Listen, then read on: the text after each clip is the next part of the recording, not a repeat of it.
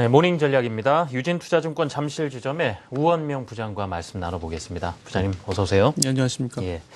어제 중국의 4분기 GDP 성장률 발표가 됐는데요. 예상보다는 소폭 웃돌았습니다. 아직 전반적으로 하향 추세에 좀 접어들어 있다 보니까 그 부분도 좀 살펴봐야 되지만 지금 유럽 중앙은행의 양적 완화를 두고요. 분명 유럽 증시나 미국 증시 유동성 측면에서는 좀 호재로 보이는데 과연 이것이 신흥국이나 우리 한국에도 호재로 작용할까? 이 부분도 한번 여쭤보고 싶은 부분이에요. 네. 예, 지금 말씀하신 대로 이제 어제 장중에 이제 중국의 그 지난 4분기 GDP 성장률이 발표가 됐죠. 네. 말씀하신 그 수치가 이제 7.3% 정도 증가를 하면서 시장 예상치인 7.2%를 조금 웃돌았습니다. 그만큼 나름대로 조금 지표가 잘 나왔다고 보여지고요. 성장률 역시 지난 전분기하고 이제 동일하게 발표가 됐는데요. 상당 부분 시장의 투자 심리를 개선시키는 역할을 했다라고 판단이 됩니다. 어제 같은 경우 이제 그 시장 흐름을 본다면은 그 중기 어떤 GDP 성장률이 이제 발표가 되면서 그 코스피 지수가 이제 조금 상승을 하다가 이제 비교적 조금 더 상승하는 안정적인 흐름을 상당히 좀 보여줬다고 보여지는데요. 일단 다행스럽게도 이제 중국이라는 변수는 상당히 안정적으로 양호하게 일단 지났다고 보여지고요. 이제 말씀하신 대로 남아있는 가장 큰 변수가 역시 다들 잘 아시는 이제 유럽 중앙은행의 어떤 양적 완화와 관련된 부분이라고 볼 수가 있겠는데요. 최근에 보시면은 유럽 시장이든 미국 시장이든 국내 시장도 마찬가지고 전체적으로 또 유럽 중앙은행의 양적 완화를 상당 부분 어느 정도 기대 내지는 용인 내지는 이렇게 좀 인정을 하는 그런 분위기로 시장 분위기가 흘러가는 것 같습니다. 그렇기 때문에 그런 부분에 대한 기대감이 계속해서 좀 커지고 있는 게 사실이라고 보여지는데요. 예. 잠깐 그림을 보시면 이제 그와 연관해서 그 달러 인덱스 그림을 좀 준비를 해봤는데요. 이 달러 인덱스가 그야말로 이제 달러 강세가 계속해서 이어지고 있다라고 이제 보시는 그림이라고 판단하시면 될 것 같습니다. 그 얘기는 뭐냐면은 거꾸로 그 유로화는 약세를 보이고 있다라고 이제 생각하시면 될 것 같은데요. 잘 아시는 것처럼 일단 양적 완화를 기대하는 부분들이 이 달러 인덱스 강세에 이제 적용이 된다고 보여지는데요. 그 얘기는 뭐냐면 그만큼 유로화를 이렇게 돈을 많이 풀게 되면 유로화 가치는 당연히 떨어지겠죠. 그러니까 상대적으로 달러와 강세가 당연히 이어지는 그런 부분들이라고 볼 수가 있겠는데요. 사실 이 부분 같은 경우는 유로화 약세라는 부분들은 사실 이런 이를테면은 그 어떤 유럽의 어떤 그 디플레 압력이 굉장히 커져 있죠. 이제 그게 이를테면은 그 양적 완화를 하게 만드는 그런 원인이기도 한데요. 네. 역시 이런 어떤 말씀드린 어떤 그 유럽의 어떤 디플레 계속과 아니면 그 말씀드린 어떤 정책 변경 가능성들이 계속해서 이제 유로화 약세, 달러화 강세라는 그런 국면으로 간다고 볼 수가 있겠습니다.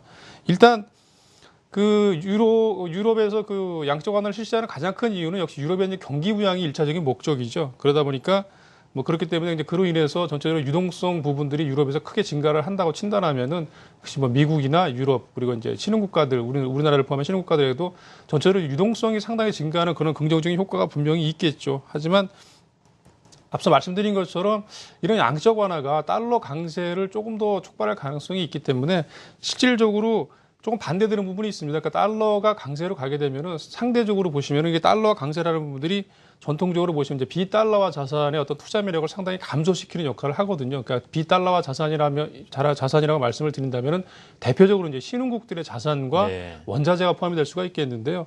그러니까 이런 어떤 역의 상관관계가 있기 때문에 결코 그 양적 완화 자체의 어떤 그런 부분들이 유동성 부분들도 연결될 수 있겠지만 실질적으로 주는 영향은 조금 더 좀 봐야 될 것 같습니다. 잠깐 그림 하나 더 보시면은 역시 달러화 지수와 그 MSCI 신흥국 지수의 어떤 상관관계를 나타내는 그림인데요. 보시는 것처럼 달러화 강세가 진행되면 될수록 그 MSCI 신흥국 지수 역시 조금 하락하는 그런 어떤 역의 상관관계를 보여주고 있기 때문에 예. 이런 부분들은 단순하게 이제 양적 완화가 시장에 긍정적이지만은 않다라는 부분들을 조금 염두를 하셔야 될 것 같고요. 또 한 가지 같은 경우는 사실 양적 완화 연관지어서 좀 주목해야 될 부분이 양적 완화 규모입니다. 사실은 이제 하게 될 경우에 과연 규모가 기존의 어떤 그리스나 포르투갈, 아일랜드 같은 나라들의 어떤 재정 부담을 어느 정도 해소해 줄지 어떤 그 규모에 따라서 사실 시장 반응이 다르게 나타날 가능성이 있기 때문에 또 한 가지 부분 이미 노출된 재료 이런 식으로 만약에 시장이 움직이게 되면은 네. 생각했던 것보다 어떤 그 흐름들이 조금 더 반감될 가능성이 있다라는 부분도 조금 염두를 하셔야 될 것 같습니다.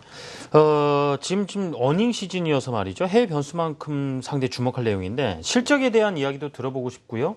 좀 관심 가져볼 만한 종목들 어떤 것들을 소개해 주실지도 함께 여쭤보겠습니다. 이제 어닝 시즌이기 때문에 지금 미국 같은 경우도 실적도 이제 속속 발표가 되고 있는데요. 네. 그림에서 잠깐 보시는 것처럼 미국 같은 경우는 조금 기대치보다 낮게 나오고 있습니다. 보시는 것처럼 일단 지난 4분기하고 올해 1분기 같은 경우가 각각 0.2% 증가 또는 4.6% 증가하기 때문에 요거는 기대했던 것보다 조금 낮은 수치고요. 그렇기 때문에 지난주에 같은 경우 보시면 이제 애플 실적 약세 전망에 따라서 국내 그 IT 기업들의 하락률이 또 상당폭 나왔었거든요. 예. 그러니까 이런 부분들을 조금 염두하셔야 될 것 같고요. 국내 기업들 같은 경우는 역시 계속해서 그 4분기 실적 전망이 뭐 낮아지고 있습니다. 이 부분은 눈높이 자체가 낮아졌다라는 측면도 뭐 없지 않아 있지만 어쨌든 간에 실적이 안 좋게 나올 경우에는 기업들의 어떤 추가적인 하락도 분명히 가능성이 있기 때문에 이런 부분을 조금 계속해서 염두를 하셔야 될 거라고 판단입니다. 결론적으로 말씀을 드린다면은 역시 이제 유럽의 효과는 경우에 따라서는 어떤 단기적인 유동성 효과로 그칠 가능성도 있기 때문에 이런 부분을 좀 염두하셔야 될 것 같고요. 더불어서 관심 종목을 조금 준비를 해봤는데요. 네. 보시는 것처럼 오랜만에 이제 석유화학 쪽에서 이제 금호석유화학 같은 업종이 뭐 실적 개선 기대감이 좀 녹아들고 있기 때문에 그 추세적으로 상당히 양호한 흐름을 보여주고 있고요. 기타 한직칼이나 현대건설 같은 종목들 역시 뭐 실적 개선 기대감이나 아니면 어떤 유가의 저점 형성 기대, 그러니까 현대건설 같은 경우는 이런 부분들이 조금 긍정적인 모멘텀이 될 것으로 판단이 되고요. 그 마지막으로는 역시 코스닥 중소형주들의 흐름이 아직까지는 양호하기 때문에 실적 개선 기대가 되는 뭐 코텍이나 윈스 같은 종목을 곁들여서 좀 말씀을 드려보겠습니다. 네. 좀 분위기가 괜찮은 종목들 엄선해 주시는 것도 소개를 받았습니다. 지금까지 유진투자증권 잠실 지점의 우원명 부장이었습니다. 부장님 감사합니다.